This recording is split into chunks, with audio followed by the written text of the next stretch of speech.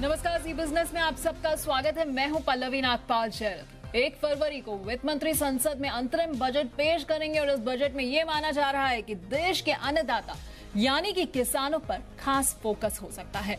सरकार किसानों को राहत देने के लिए कई बड़े फैसले भी ले सकती है। सरकार किसानों की आय दोगुना करना चाहती है और चुनाव से पहले ये आखिरी बजट है, तो माना यही जा रहा है कि सरकार कुछ ऐसे प्लान्स लेकर आ सकती है जिससे कि किसान खुश हो जाए। क्या है किसानों की मांगे और क्या कर सकती है सरकार इस बजट में, इस पर हम बात करेंगे। लेकिन सबसे पहले आप ये रिपोर्ट देखिए।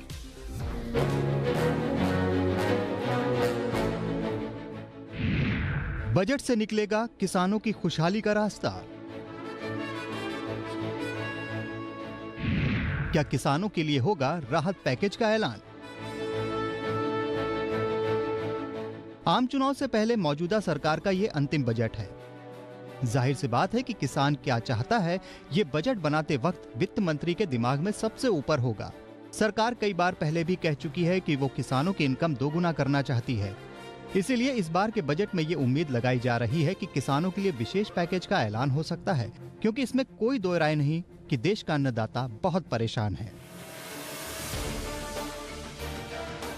हालांकि बजट में कर्ज माफी की उम्मीद कम ही लग रही है, क्योंकि कुछ दिन पहले पीएम खुद कह चुके हैं कि कर्ज माफी कोई समाधान नहीं है, किसानों को मजबूत बनाना होगा।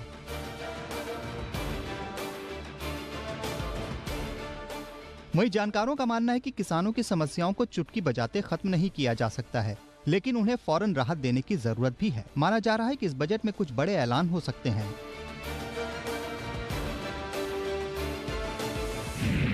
किसानों को सीधे प्रति एकड़ जमीन के आधार पर पैसे दिए जा सकते हैं। सरकार ये राहत छोटे किसानों को दे सकती है। किसानों को ये रकम बुआई से पहले मिल सकती है। इसके साथ ही फसल बीमा योजना का दायरा बढ़ाया जा सकता है। पिछले बजट में इसमें 13,000 करोड़ रुपए दिए गए थे। इस बार इस बजट में इसे बढ़ाकर 15,000 करोड़ तक किया जा सकता है। इसके अलावा 3 लाख तक का ब्याज मुक्त कर्ज दिया जा सकता है। 2 या 3 लाख तक लोन बिना गिरवी के मुमकिन हो सकता है।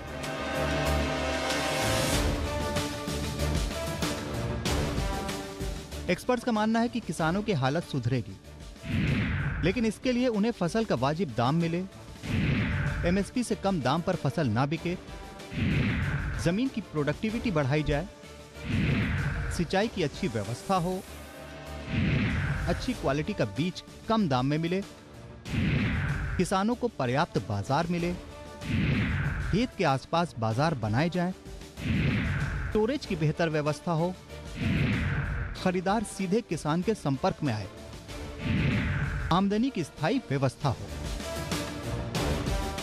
किसान परेशान है, उसे इस बार बजट से काफी उम्मीदें हैं। सरकार के लिए भी बड़ा मौका है किसानों को बड़ी राहत देने का। ब्यूरो रिपोर्ट, जी मीडिया।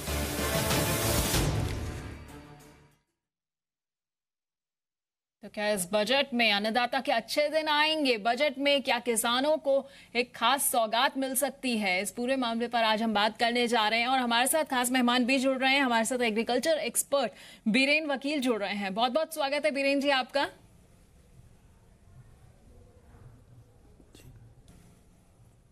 जी। तो बीरेन जी, आपको क्या लगता है कि वाकई अन्नदाता के अच्छे दिन, जिनका इंतजार जो है सबको अरसे से रहा है, वो इस बजट के बाद आ सकते हैं? आपको लगता है कि किसानों को एक कोई बड़ी सौगात जो है इस बार मोदी सरकार दे सकती है? फार्म सेक्टर पे स्पेशल फोकस तो रहेगा, क्योंकि फार्म सेक्टर में काफ़ी डिस्ट्रेस है। अभी तक जो इनडायरेक्ट मेजर्स आए, मिनिमम सपोर्ट प्राइस या फार्मर इनकम डबल करने की बात, बट वो फिलहाल इनकम को बढ़ोतरी देने में पूरे सक्षम नहीं हुए हैं। जैसे 14 आवश्यक कमोडिटी में से 12 कमोडिटी एमएसपी के नीचे चल रही है, तो शायद डायरेक्ट बेनिफिट, सीधा पैसा दे, मिनिमम इनकम कुछ उनको मिले और सस्टेनेबल मिले, ऐसा कुछ बड़ा पैकेज, वन शॉट जिसको बोले, ऐसा मैं शायद एक्सपेक्ट कर रहा हूँ। अभी तक जो छोटे छोटे पैकेजेस आ रहे थे, इसके बदले शायद ये इस बार वन शॉट बड़ा पैकेज आएगा, जो शायद लॉन्ग टर्म सॉल्यूशन दे सकता है। बिल्कुल, तो लॉन्ग टर्म सोल्यूशन जो है वो किसानों के लिए लाना बेहद जरूरी हो जाता, और ऐसे वक्त में खासतौर पर जब मोदी सरकार बार बार ये बात करती रही है किसानों की आय जो है वो दोगुनी करनी है, तो वीरेंद्र जी लगता है कि मोदी सरकार जो अपने लक्ष्य के साथ चल रही है कि 2022 तक किसानों की आय को दोगुना करना है, वो वाकई जो है इस लक्ष्य के करीब है, या इस लक्ष्य को पाने के लिए अब आगे और कदम उठाए जाएंगे इस बजट में? इसमें मैं ऐसा समझता हूं कि इसमें ज़्यादातर लोगों ने शब्दों को पकड़ लिया है, भावार्थ को छोड़ दिया है। आय को डबल करने का मतलब किसान लोग प्राइस को डबल समझे है, यानी 2000 सोयाबीन है वो 4000 बिकना चाहिए, या कपास 3000 वाला 6000 बिकना चाहिए। वास्तव की सरकार का कमिटमेंट ये है कि प्रोडक्टिविटी बढ़ाओ और पर एकड़ जो पैसा मिल रहा है वो इनकम डबल करो। वो प्रोडक्टिविटी बढ़ापे हो सकती है, अच्छी फसल के अच्छे दाम से भी हो सकती है। तो आई थिंक यहाँ कुछ मिसमैच है, बट डेफिनेटली इस दिशा में कोई कॉन्क्रीट और नक्कर कदम तो चाहिए, क्योंकि अब एक्सपेक्टेशन काफ़ी बिल्टअप हो गई है। जी, एक्सपेक्टेशंस जो है वो खैर बहुत ज्यादा हो रही हैं, क्योंकि लोकसभा चुनाव से पहले ये एक बजट जो है वो काफी कुछ उम्मीदें लेकर आ रहा है। हमारे साथ एग्रीकल्चर एक्सपर्ट देवेंद्र शर्मा जी भी जुड़ गए हैं। देवेंद्र शर्मा जी, बहुत बहुत स्वागत है आपका जी बिजनेस पर। आपको क्या लगता है कि इस बजट में किसानों के लिए सबसे बड़ा कदम जो है वो क्या हो सकता है मोदी सरकार का, जो किसानों की उम्मीदों को पूरा कर जाए और उन्हें एक बोनांजा जो है वो भी मिल जाए? जो आज तक हम अभी अटकलें देख रहे हैं, जो अखबारों में छप रहा है या सरकार के माध्यम से आ रहा है, तो उसमें तो ये कहा जा रहा है कि दो चीज़ें होनी जो हैं वो प्रोमिनेंट हो सकती हैं। वो हैं, एक तो है कि डायरेक्ट इनकम सपोर्ट किसानों को, जैसा कि हम जानते हैं कि तेलंगाना ने पहले 8000 रुपया और उसको अब 10,000 रुपया पर प्रति एकड़ प्रति किसान जो है हर साल देने का बात की है उन्होंने, और पहले बजट में उन्होंने इंस्टॉलमेंट दे भी चुके हैं। और उसको देखकर और भी स्टेट्स ने, उड़ीसा ने, झारखंड ने, कर्नाटका ने और वेस्ट बंगाल ने, और अब तो आंध्र प्रदेश भी उस तरफ जा रहा है। तो ये डायरेक्ट इनकम सपोर्ट की जो बात हो रही है, इसमें ये सोचा जा रहा है, ये कहा जा रहा है कि भाई 10,000 रुपया प्रति एकड़ के हिसाब से सरकार ये इस बजट में अनाउंस कर सकती है। लेकिन एक साथ में खबरें ये भी आ रही हैं कि टोटल जो एग्रीकल्चर का जो बजट है या जो रह गया है, जो सब्सिडी पूरी जाती है, वो 70,100 करोड़, ऐसा कुछ 70,000 करोड़ के आसपास है। और ये एक्सपेक्ट किया जा रहा है कि सरकार इसको डायरेक्ट बेनिफिट ट्रांसफर के नाम पर देगी किसानों को, जो कि तकरीबन 10-12 हज़ार रुपए प्रति एकड़ बनेगा। मुझे लगता है कि अगर ये होगा तो कोई सरकार ने किसानों की ज़्यादा मदद नहीं की, क्योंकि डायरेक्ट इनकम सपोर्ट तो सब्सिडीज़ को एक ट्रांसफ़र करने का एक तरीका है, ना कि ये इनकम सपोर्ट है। तो अगर ये होता है जैसा कि हम अखबारों में देख रहे हैं, और इससे स्टॉक मार्केट्स भी ठीक उससे रिएक्ट कर रही हैं, तो इसका मतलब है कि कुछ सरकार वाकई ही कुछ नया कदम करने वाली, जो ठोस कदम करने की जरूरत है, वो नहीं कर पाएगी या नहीं करना चाहती है। शायद ये भी हो सकता है क्योंकि इंटरिम बजट है तो ज़्यादा ऑप्शन नहीं है, लेकिन करने की बहुत ज़रूरत है। मेरा मानना है कि 2-3-4 चीज़ें इसमें बहुत ज़रूरी है करने की। मैं पहले कहा, डबलिंग द फार्म इनकम का तो कहीं नामो निशान नहीं है, और वो इसका कारण ये है कि हम पहले ये भी नहीं जानते कि इनकम कितनी है। इकोनॉमिक सर्वे 2016 कहता है कि किसान परिवार की औसतन आय जो 17 राज्यों में है वो 20,000 रुपये साल की है जी। हम लोग कभी ये एहसास ही नहीं कर सकते कि 20,000 रुपये साल में किसान कैसे गुजारा करते होंगे आधे देश में। इसका मतलब किसानों का संकट बहुत गंभीर है और उसको गंभीरता से ही एड्रेस करना पड़ेगा।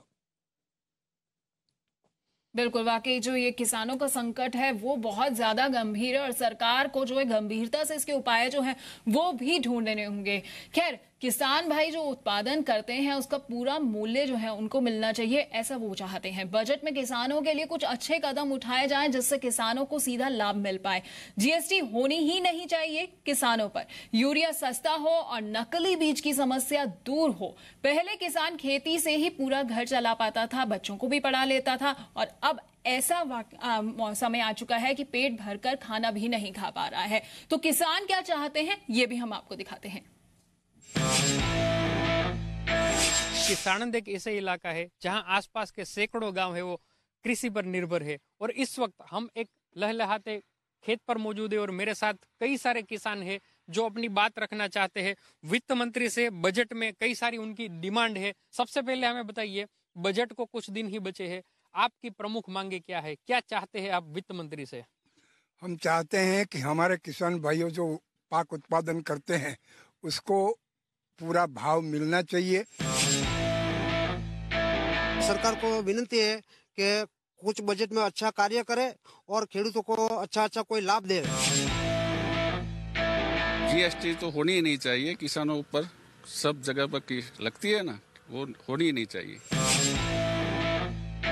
हम तो यही चाहते हैं कि जो भी सरकार आए, जो भी हमारे देश का शासन करे, उसको कम से कम ये तो मालूम होना चाहिए कि जो हमारे किसान भाई इस गर्मी में, सर्दी में, बरसात में रात और दिन मेहनत करते हैं, उसको जो पोषण क्षम भाव मिलना चाहिए वो मिलते नहीं है। और यूरिया जिस समय पर चाहिए उस समय पर मिलना चाहिए। और जो बियारण आता है वो नकली आ जाते हैं। 50 साल पहले किसान खुद का चलन पोषण बच्चे छोकरे पढ़ाते थे, पढ़ा भी सकते थे। आज का किसान पढ़ा नहीं सकता, खुद का चलन नहीं कर सकता, बेकार से बेकार हो रहा है। खेडूत 10 साल बाद खेती करने के मूड में नहीं होगा। कुल मिलाकर हम कह सकते हैं कि आज का किसान है वो काफी परेशान है। भले ही सरकार चाहती हो कि 2022 तक किसानों की आमदनी है वो 2 गुनी कर देनी चाहिए, लेकिन ये तभी मुमकिन है जब इन किसानों की छोटी छोटी बातों पर केंद्र सरकार है वो गौर करे। तो ये आपने सुना कि किसान आखिरकार क्या चाहता है। किसानों की मांग ये है कि उनकी हालत जो है वो बेहतर होनी चाहिए, लेकिन अगर 50 साल पहले की बात की जाए तो किसान अपने बच्चों को पढ़ाते थे, अपने परिवार को पालते थे, लेकिन आज जो है वो भी मुमकिन नहीं हो पा रहा है। ऐसा आपने पूरी रिपोर्ट में सुना। देवेंद्र शर्मा जी, यहाँ पर बातें इस वक्त ये भी आ रही हैं कि फसल बीमा योजना का दायरा जो है वो भी बढ़ाया जा सकता है। तो आपको क्या लगता है कि इससे किसानों को आने वाले वक्त में कितनी राहत मिलेगी? और वो भी अभी आपने सुना कि किसान जो है वो ये चाहते हैं कि बड़ी बड़ी जो ख्याली पुलाव है वो ना पकाया जाए, बल्कि उनकी छोटी छोटी जो जरूरतें हैं उनको जरूर पूरा किया जाए। ये फसल बीमा योजना, जब प्रधानमंत्री फसल बीमा योजना आई थी तो बहुत एक्सपेक्टेशन थी किसानों की, इसमें कोई दो राय नहीं है। और ये भी हम जानते हैं कि 2 साल के बाद आज इतना किसान को इस पर विश्वास हट गया है कि उसको शायद दोबारा लाने के लिए बहुत मेहनत करनी पड़ेगी सरकार को। कारण स्पष्ट है, मुझे अभी तक ये समझ नहीं आया कि इतना बड़ा प्रोग्राम लाने के लिए प्राइवेट कंपनीज को इन्वॉल्व करने की क्या ज़रूरत थी। जब आपके पास 5 पब्लिक सेक्टर अंडरटेकिंग्स हैं जो ये काम अच्छी तरह कर सकती हैं, तो आपने क्यों इनको 12-13 कंपनियों को और उसमें इन्वॉल्व करके, और हमने देखा है कि रिपोर्ट्स के ऊपर रिपोर्ट्स आ रही हैं कि कैसे सारा प्रॉफिट जो है वो प्राइवेट कंपनियों के खाते में गया है और किसानों को उसमें कुछ मिला ही नहीं है। अभी जो लेटेस्ट रिपोर्ट्स आई है कि कम से कम 15,000 करोड़ रुपए जो है प्राइवेट कंपनियों ने कमाया है, और जबकि किसानों ने उसमें से बल्कि इतना विश्वास उनका खो दिया है कि वो अब उनका नंबर जो है, जब पहले अगर ज़्यादा थे तो उससे कम हो गए हैं अब किसान, क्योंकि किसान उसमें शामिल नहीं होना चाहते हैं। तो इसके जो कारण है वो समझकर इसको दोबारा रीऑर्गेनाइज करना चाहिए, और इसमें शर्म करने की बात नहीं है। अगर आपका प्रोग्राम नहीं चला है तो मान लेना चाहिए कि ये प्रोग्राम हमारा अच्छा नहीं था या ठीक नहीं था या हमने गलत तरीके से लागू किया है, और उसको रीफ्रेम करके दोबारा लाने की बात होनी चाहिए। इसमें क्या संकोच है, मुझे समझ नहीं आता है। हम उसी फॉल्टी प्रोग्राम को दोबारा लेके जा रहे हैं। अब एक बात मैं आपसे पूछता हूं, अगर एक गांव में एक खेत में नुकसान हो जाता है, चाहे वो ओलावृष्टि से हो चाहे किसी चीज से भी हो, तो क्यों सारे गांव की एवरेज लेके ही उसका नुकसान देखा जाता है? कभी हम देखें शहरों में, कॉलोनियों में, अगर मेरा घर है, मैंने घर को इंश्योर किया है, मेरे घर में कोई चोरी हो गई या कोई आग लग गई, तो मेरे सारी कॉलोनी की एवरेज तो नहीं ली जाती ना। तो ये क्या कारण है कि गांव में एवरेज कॉलोनी के हिसाब से ली जाती है? ये कारण है किसानों को 15 रुपए, 35 रुपए, 100 रुपए, 200 रुपए या 500 रुपए ये जो कंपनसेशन मिलती है, ये इस सारे सिस्टम को बदलना होगा, मेरा मानना है। उसके बगैर इसमें कुछ नहीं हो सकता, लिपापोती से काम नहीं चलेगा। इसमें जरूर आपने जो बात कही है वो मतलब कि स्कीम के साथ जो है बुनियादी जो कमियां हैं उनको यहाँ पर जो है दूर करने की बेहद जरूरत है। यहाँ पर सरकार को जो है इसमें भी एक कदम उठाना होगा कि जो बुनियादी कमियां हैं, जो छोटी छोटी परेशानियां हो रही हैं, उसको जरूर दूर करना होगा। खैर, इस बीच में हमारे साथ धनुका एग्रीटेक लिमिटेड के CFO वीके बंसल जी भी जुड़ गए हैं। वीके बंसल जी, बहुत बहुत स्वागत है आपका जी बिजनेस पर। धन्यवाद। तो सर सबसे पहले ये बताइए कि आपकी इस बजट में क्या क्या उम्मीदें हैं, क्या क्या जो है आपकी डिमांड्स है वित्त मंत्री से? अच्छा, हमारा पहला डिमांड है, उम्मीद है कि withdrawal of tax on dividend होना चाहिए। जो डिविडेंड के ऊपर 10,000 के ऊपर जो टैक्स लगता है वो डिविडेंड का टैक्स एग्जेम्पशन होना चाहिए। दूसरा ये इंक्रीज इन थ्रेशोल्ड इनकम जो 2.5 लाख रुपए की है उसको 5 लाख कर देना चाहिए गवर्नमेंट को बढ़ाकर। Third, we are expecting reduction in corporate tax from 30 to 25%. Also reduction in surcharge or abolition of surcharge.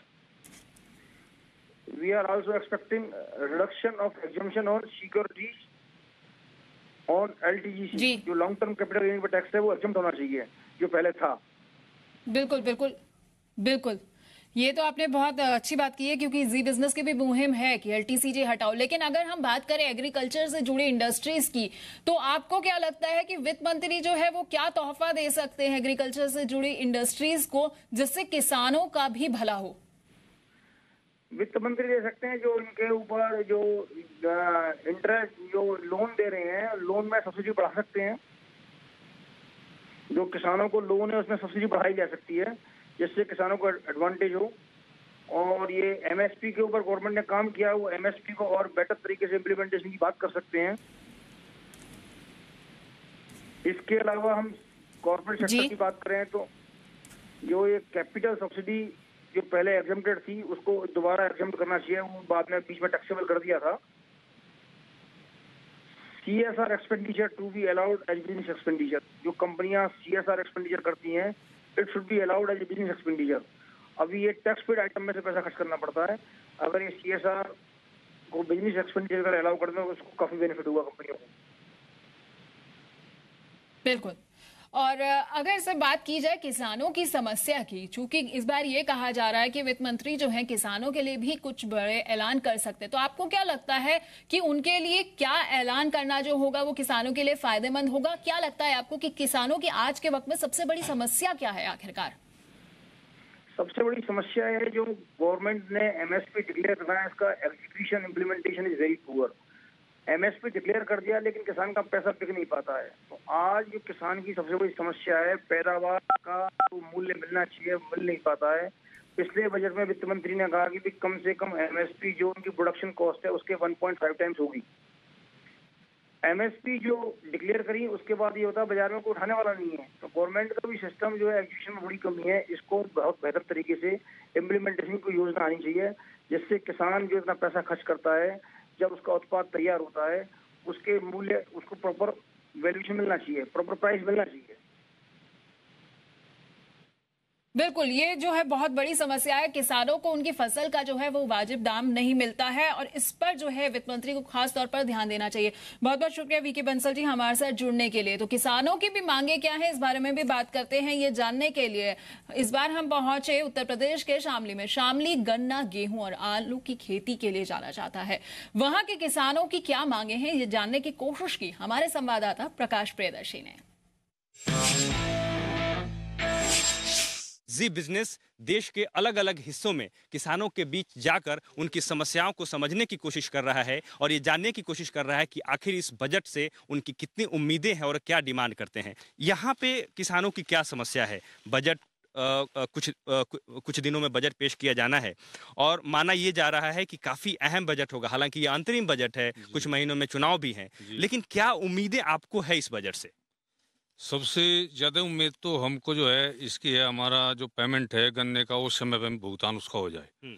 यहाँ का किसान गन्ना सबसे अधिक बोता है, लेकिन आज की स्थिति में ये हो रहा है कि यहाँ पे गन्ने का भुगतान नहीं हो रहा, जिसकी वजह से किसान दिक्कत में है। ये बीज गन्ने के बीज वेरीफाई होगा आगे, इसमें जो 38 है 038 सिर्फ इसी की वो चल रहा जी, इसी की पर्ची दे रहे। जो सामान्य के 48 है और बतेरे बीज है 67 है, इसे कम रेट पे ले, इसकी पहले तो बात पर्ची ही नहीं देते।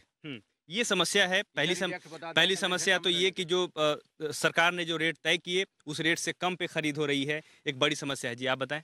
एक सबसे बड़ी समस्या यह है कि किसान का ये मिल वाले जो है ये अपनी तरफ से बीज हमें देते हैं और फिर हमें वो देकर ये तुरंत अपने आप ही रिजेक्ट कर देते हैं।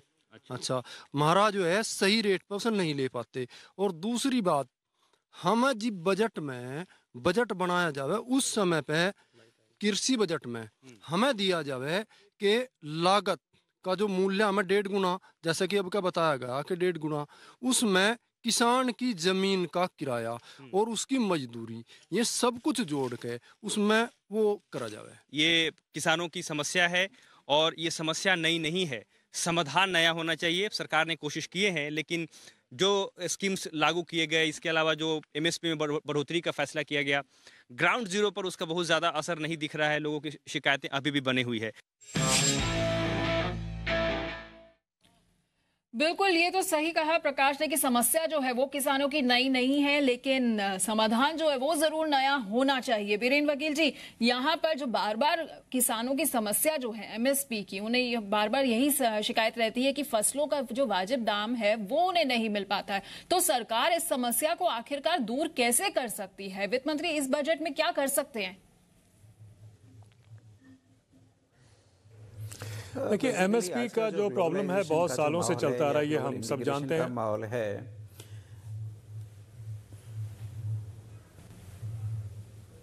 जी बीरेन जी। हाँ, बेसिकली आज के वैश्विक माहौल में बजट में स्पेस काफ़ी कम रहती है और ग्लोबल प्रोडक्टिविटी की तुलना में हम बेहद कमज़ोर है यील्ड और प्राइसिंग में। तो सबसे पहले तो इसमें क्वालिटेटिव चेंजेस चाहिए। एमएसपी और वो सुपरफिशियल बन जाता है, बट फिर भी फेक सीड का प्रॉब्लम दूर हो, इंक्लूसिव प्राइसेस अच्छे से मिले, डिस्ट्रीब्यूशन में जो लीकेजेस है वो दूर हो, मिडल मैन का जो मार्जिन है वो दूर हो, और basically right kind of education मिले फार्मर को प्रॉपर एजुकेशन अबाउट मार्केट्स, फसल, ये सब मिलेगा तो आधे प्रॉब्लम वैसे ही सॉल्व हो जाएंगे। जी बिल्कुल, आपने सही कहा कि फार्मर को के लिए एजुकेशन जो है वो बहुत जरूरी हो जाती है। अच्छा देवेंद्र शर्मा जी, पीएम बार बार ये बात कहते रहे हैं कि कर्ज माफी जो है वो कोई समस्या का समाधान नहीं है, बल्कि किसानों को मजबूत बनाने की जरूरत है। और अब खबर एक ये भी आ रही है कि 3 लाख रुपए तक का कर्ज जो है वो ब्याज मुक्त तक हो सकता है, या फिर ऐसा भी हो जाए 2 से 3 लाख तक का जो कर्ज मिलता है उसके एवज में कुछ जो है गिरवी न रखना पड़े। तो आपको क्या लगता है कि ये कदम जो है किसानों के लिए कितना बड़ा कदम साबित हो सकता है अगर ऐसा कुछ होता है? देखिए, दोनों चीज़ों में फ़र्क है। एक, जब ये कहा जाता है कि कर्ज माफ़ी जो है ये लॉन्ग टर्म सोल्यूशन नहीं है, परमानेंट सोल्यूशन नहीं है, ये बिल्कुल ठीक है। और लेकिन हमें समझना ये है कि एक ओईसीडी की रिपोर्ट अभी आई है जो कहती है कि पिछले 20 साल में किसानों को 45 लाख करोड़ रुपए का नुकसान हुआ है। ये सोचने की बात है, 45 लाख करोड़ रुपए का किसानों को नुकसान हुआ है पिछले 20 साल में। अगर इसका मतलब है कि देश को एक प्रायश्चित करने की जरूरत है। मेरा मानना है कि अभी तक तो सिर्फ 1,90,000 करोड़ रुपए के कर्जे माफ होने का ऐलान किया गया है 8 स्टेट्स के द्वारा। ये तो सारे देश में सारे किसानों का कर्जा माफ होना चाहिए था। अब घबराए नहीं कि पैसा कहां से आएगा। अभी जो 8 स्टेट्स में हम बात करते हैं तो वो 1,90,000 करोड़ रुपए के ऊपर सवाल खड़ा हो रहा है कि साहब ये पैसा कहां से आएगा, फिस्कल डेफिसिट बढ़ जाएगा। लेकिन कॉर्पोरेट का आपको हैरानगी होगी जान के कि 2008-2009 में ग्लोबल मेल्टडाउन हुआ था, इकोनॉमिक क्राइसिस हुआ था, तब कॉर्पोरेट को एक इकोनॉमिक स्टिमुलस पैकेज 1,86,000 करोड़ रुपए का दिया गया था, जो 1 साल के लिए होना चाहिए था। वो आज 10 साल चल रहा है, यानी 18,60,000 करोड़ रुपए का हम इकोनॉमिक स्टिमुलस पैकेज दे चुके हैं कॉर्पोरेट को। कभी किसी ने सवाल नहीं पूछा ये पैसा कहां से आएगा, कभी किसी ने नहीं कहा कि फिस्कल डेफिसिट बढ़ जाएगा। लेकिन किसानों को आप थोड़ा सा दे दीजिए तो हाहाकार मच जाता है देश में कि फिस्कल डेफिसिट बढ़ जाएगा।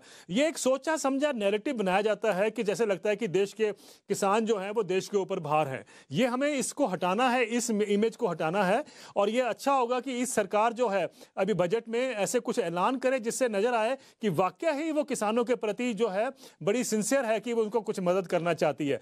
उसके लिए जैसे पहला भी कहा जा चुका है, जो हमारा बजट का प्रावधान है जिसको हम फिस्कल रिस्पांसिबिलिटी और बजट मैनेजमेंट एक्ट कहते हैं, FRBM एक्ट है, उसको हमें खोलना पड़ेगा। उसमें देखना पड़ेगा कि क्या कारण है कि एग्रीकल्चर और सोशल सेक्टर के लिए सिर्फ 3% का बजट रखते हैं और बाकी सारा देश कॉर्पोरेट के लिए और कॉर्पोरेट के लिए। ये इसको दोबारा देखना पड़ेगा। और ये देखिए जिस तरीके से पॉपुलेशन इन्वॉल्व है, यानी कि किसानों के लिए कुछ ऐसे बड़े कदम उठाने की यहाँ पर जरूरत हो जाती है, जिससे वाकई लगे कि किसानों की स्थिति जो है वो सुधारने के लिए सरकार जो है वो बहुत कुछ सोच रही है। खैर, इस बीच में हम आपको ये भी बता देते हैं कि आखिरकार किसान चाहता क्या है। किसान ये चाहते हैं कि युवाओं को रोजगार भी मिले या फिर लघु उद्योग के लिए जो है बिना ब्याज का लोन उन्हें मुहैया कराया जाए।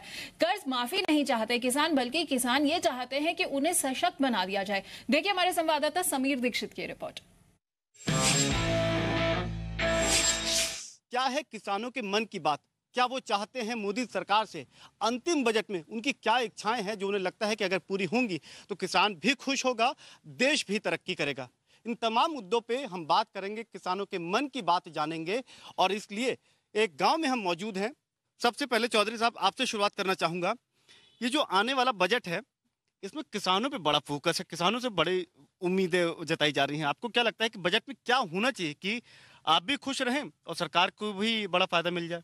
मेरा सरकार से निवेदन ये रहा है, नीति आयोग की बैठक में भी मैंने सुझाव रखा है कि न्यूनतम समर्थन मूल्य की व्यवस्थाएं अब चलने वाली नहीं है, हमको इसे कंपलसरी रिजर्व प्राइस करना होगा। मेरा निवेदन यह है कि सरकार को जीएसटी तमाम एग्रीकल्चर इनपुट पे 0 कर देनी चाहिए और जो किसानों के उपकरण हैं, छोटे छोटे कृषि के हैं, उन पर जीएसटी 5% से ज्यादा नहीं होनी चाहिए। एमएसपी आज जोड़ता है। अगर मोदी सरकार सच में किसान के लिए कुछ करना चाहती है तो एमएसपी पे कानून बनाए।